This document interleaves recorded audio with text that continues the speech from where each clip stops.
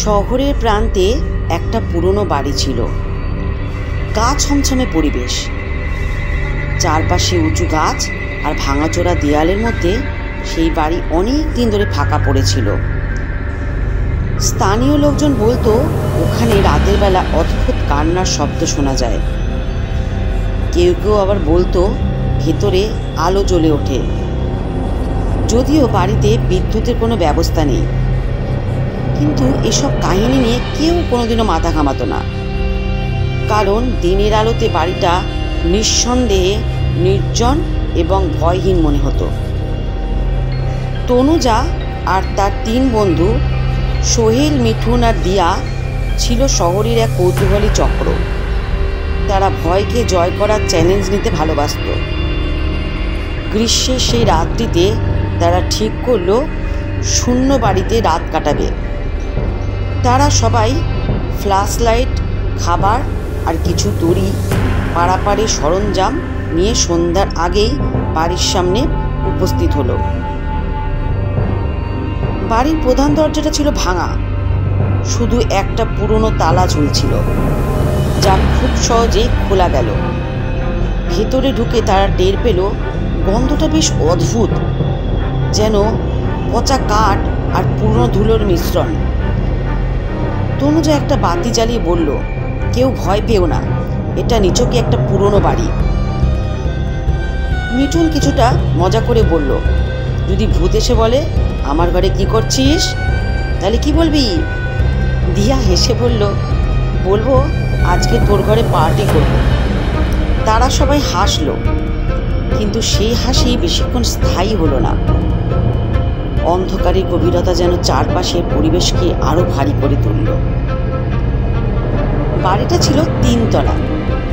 তারা ঠিক করলো প্রথমে দোতলা ঘুরে দেখা হবে। দোতলায় পৌঁছে তনুজা একটা দরজা খুলল। ভেতরে ছিল একটা পুরনো দোলনা। হঠাৎ দোলনাটা নিজের থেকে হালকা দুলতে শুরু করলো। মিঠুন অবাক হয়ে বলল, এটা কি হাওয়ার জন্য নড়ছে? তনুজা বলল, অবশ্যই, এখানে জানালা খোলা, বুঝলে? কিন্তু দিয়া ততক্ষণে লক্ষ্য করলো জানালাগুলো বন্ধ। সে ফিসফিস করে বলল, তাহলে এটা কিসে নড়ল? সোহেল একটু ভীত হলো, কিন্তু স্বাভাবিক থাকার চেষ্টা করলো। সে বলল, এটা পুরনো বাড়ি রে, কাঠের মেঝে আর জানালার কারণে এমন আওয়াজ হতে পারে। তবে তাদের মন থেকে অস্বস্তি কমছিল না। রাত গভীর হওয়ার সাথে সাথে চারপাশ আরও নিস্তব্ধ হয়ে এলো। তারা সবাই একটা বড় ঘরে মোমবাতি জ্বালিয়ে গোল করে বসেছিল। গল্প আর আড্ডা বেশ জমে উঠেছিল। হঠাৎ করেই তারা শুনতে পেল নিচের তলা থেকে মৃদু কান্নার শব্দ। দিয়া বলল, তোমরা কি শুনতে পাচ্ছ? তনুজা মাথা নেড়ে বলল, হ্যাঁ, এটা কোথা থেকে আসছে? মিঠুন বলল, নিশ্চয়ই কোনো মেকানিক্যাল সাউন্ড। এই বাড়ি খুব পুরনো তো। কিন্তু শব্দটা ক্রমশ জোরে হতে লাগলো। কান্নার মধ্যে একটা আর্তনাদ মিশেছিল, যেন কেউ কষ্ট পাচ্ছে। সোহেল উঠে দাঁড়িয়ে বলল, চল নিচে গিয়ে দেখি। তারা সবাই মিলে নিচে নেমে এলো, কিন্তু নিচতলায় কেউ ছিল না। শব্দটা তখনও শোনা যাচ্ছিল, কিন্তু উৎস খুঁজে বের করা সম্ভব হচ্ছিল না। তারা আবার উপরের তলায় ফিরল। এবার একটা জানালা হঠাৎ নিজে থেকেই খুলে গেল। পুরো বাতাস ভেতরে ঢুকে মোমবাতিগুলো নিভিয়ে দিল। অন্ধকারে তনুজা চিৎকার করে উঠল, আমার গায়ে কে হাত দিল? মিঠুন মশাল জ্বালিয়ে বলল, তোর পাশে তো কেউ নেই।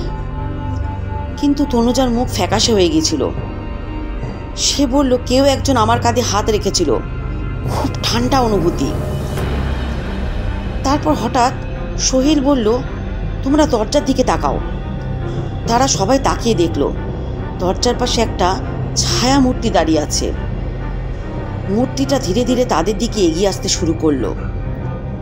ভয়ে অস্থির হয়ে তারা দ্রুত নিচে নেমে বাইরে চলে আসতে চাইল, কিন্তু প্রধান দরজাটা যেন কোনো অদৃশ্য শক্তি দিয়ে বন্ধ হয়ে গেল। দরজাটা খোলার চেষ্টা করতে গিয়ে তারা লক্ষ্য করলো দেয়ালের গায়ে পুরনো কালো কালি দিয়ে কিছু লেখা আছে।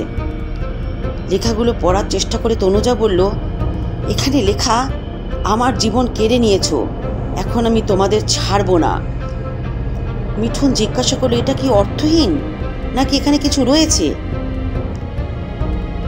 সোহেল বলল, আমার মনে হয় এই বাড়ির পিছনে কিছু রহস্য আছে। তারা বুঝতে পারল বাড়ি থেকে বের হওয়া সম্ভব না। অদ্ভুত ঘটনা বাড়তে লাগলো। এক একজন আলাদা আলাদা ভয়ঙ্কর দৃশ্য দেখতে শুরু করলো। দিয়া দেখলো একটা বাচ্চা মেয়ের মূর্তি তার দিকে হাত বাড়িয়ে বলছে, আমাকে বাঁচাও। তনুজা আর মিঠুন শুনতে পেল কেউ ফিসফিস করে বলছে, তোমরা এখানে টিকতে পারবে না।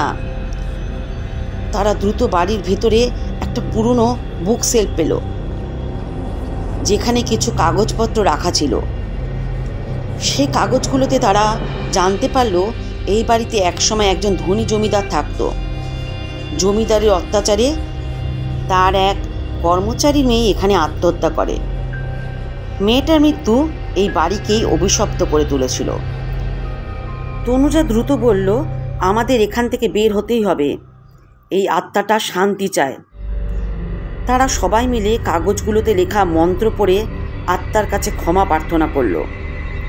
অবশেষে দরজাটা নিজে নিজেই খুলে গেল। বাইরে এসে তারা প্রত্যেকে শপথ করল আর কখনো এমন ভুল করবে না। শূন্য বাড়ি তাদের জন্য ভয় এবং অদ্ভুত অভিজ্ঞতার এক জ্বলন্ত উদাহরণ হয়ে রইল। তো বন্ধুরা, গল্পটি কেমন লাগলো জানাতে কিন্তু ভুলবেন না।